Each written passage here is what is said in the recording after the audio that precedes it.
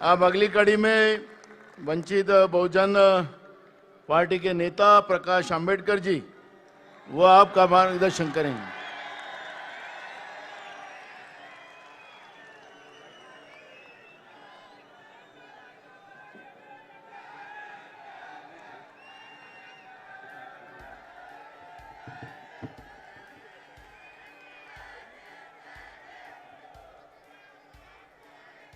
मुझे सिर्फ 5 मिनट का वक्त दिया गया है।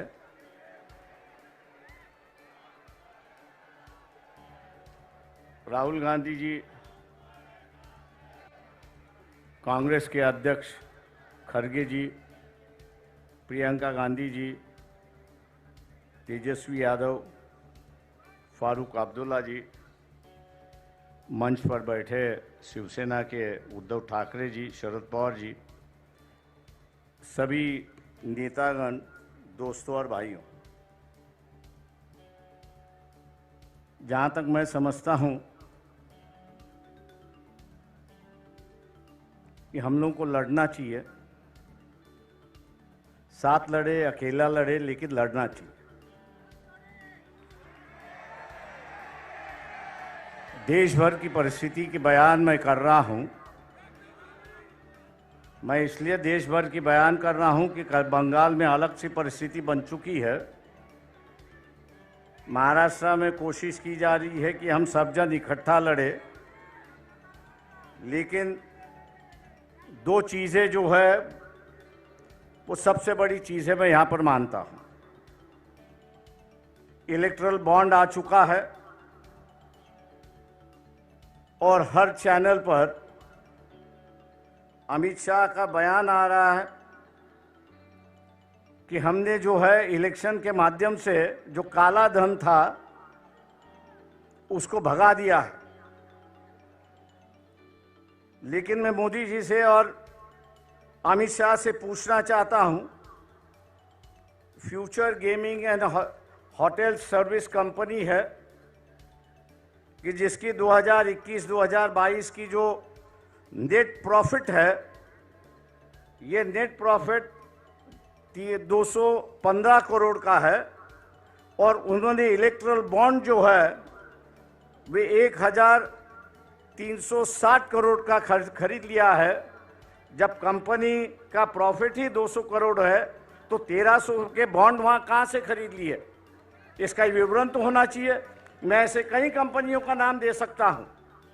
क्या हम लोग इनको टारगेट करेंगे या नहीं करेंगे? मोदी से ये सवाल पूछेंगे या नहीं पूछेंगे?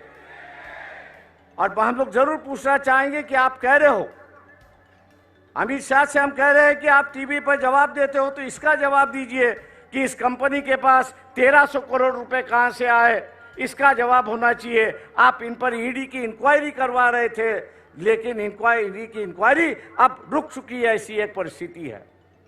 मैं समझता हूं कि एक मामला है कि जिसको हमने उठाना चाहिए।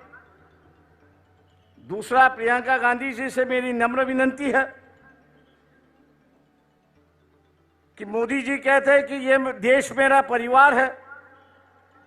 ये बात सही है कि ये देश उनका परिवार है, लेकिन उनका जो असली परिवार है उनमें से एक महिला उनके साथ में नहीं रहती है।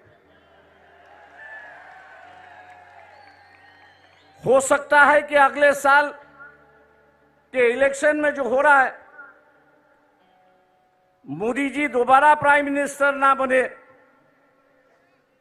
कांग्रेस पार्टी के अध्यक्ष से भी मेरी दरखास्त है कि हम लोग इस मुद्दे को उठाए और हिंदू समाज के अंदर फैमिली का जो रिश्ता होता है वो सबसे गहरा रिश्ता होता है। मोदी जी उस रिश्ते को निभाए, उस रिश्ते को निभाए और अपनी पत्नी को अपने साथ में लेकर रहे। 2-4 दिन बाकी है, उसके लिए हम लोग को लड़ना चाहिए। मैं उम्मीद करता हूं कि खड़गे जी जब बात करेंगे इस पर जरूर अपनी टिप्पणी यहां पर करेंगे, क्योंकि वह हिंदू संस्कृति की बात करते हैं, हिंदू रिवाज की बात करते हैं और वही रिवाज और वही उसको मानने के लिए तैयार नहीं। पर्सनल मामला है, मैं जानता हूं लेकिन कल्चरल की चर्चा जो है ये आरएसएस ने शुरुआत की, कल्चरल नेशनलिज्म की गई, कल्चरल हिंदुइज्म की गई। अब वो अगर अदा नहीं कर रहे हैं तो मैं समझता हूं कि हम लोगों की जिम्मेदारी होती है कि उनको उनकी बात समझाए और उसको अदा करने के लिए वो अपना अधिकार के लिए वो लड़े और हम लोग उनको सिखाए। ऐसी एक परिस्थिति है। दोस्तों, 5 मिनट का वक्त होते आ रहा है। मैं और एक बात यहां पर कहूंगा, राहुल गांधी जी से मेरा दरखास्त है यहां पर, वो ये है कि ईवीएम जो है 2004 से मैं उससे लड़ रहा हूं। आज भी बंबई हाई कोर्ट में उसके लिए मैं लड़ रहा हूं। पिछले 6 महीने से जब ईवीएम इंक्वायरी की बात आई तो इलेक्शन कमीशन उसको टाल रहा है। उसकी जो मशीन आती है वो अमेरिका से आती है,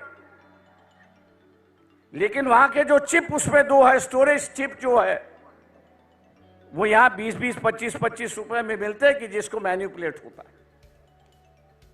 राहुल गांधी से मेरी दरखास्त है कि पार्लियामेंट भी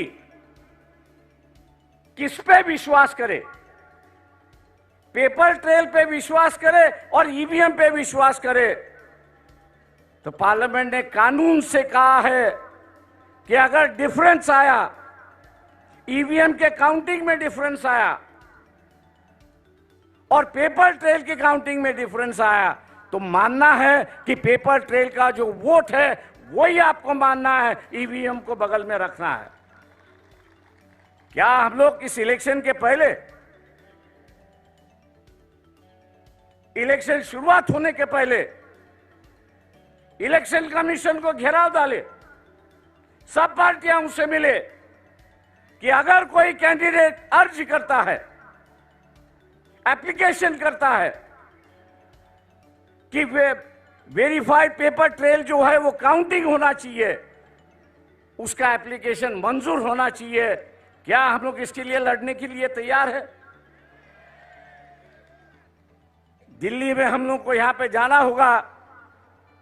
मैं राहुल गांधी से विनती करता हूं कि वो अगर डेट ऐलान करेंगे तो शायद हम लोग उसमें शामिल होंगे, बड़ी संख्या में शामिल होंगे, ये मैं आशावाद यहां पर करता हूं। रही बात लोग साफ सुथरी कैरेक्टर के लोग चाहते हैं। ये जो फैमिलीवाद है, दूसरे चीजें जो है, लोग उससे उठ गए हैं, हम लोग उससे बाहर निकले।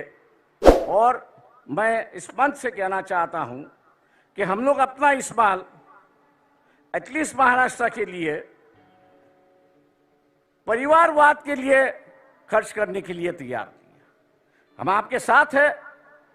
आम आदमी हो, डेमोक्रेसी सोशलाइजेशन हो, कैंडिडेचर का सोशलाइजेशन हो, ना ये हो किसी एक परिवार से, किसी एक कास्ट से ज्यादा लोकसभा के उम्मीदवार हो और हम उनको पीछे सिर्फ वोट बैंक बने। हम लोग वो बनने के लिए तैयार नहीं है।